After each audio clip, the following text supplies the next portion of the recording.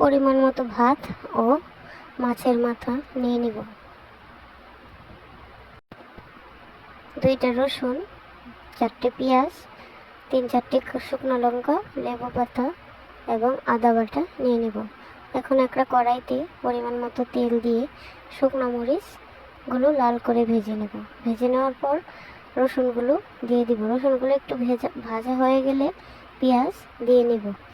দেওয়ার পর পরিমাণ মতো হলুদ ও লবণ দিব। কড়াইতে ভাতগুলো দিয়ে হলুদের সাথে ভালোভাবে মিশিয়ে নেব।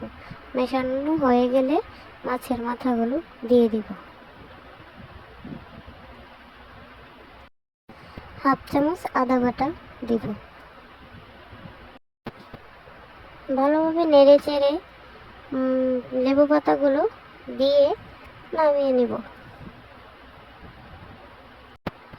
সবাই ভালো থাকবেন, ধন্যবাদ। আমার চ্যানেলটা সাবস্ক্রাইব করে দেবেন।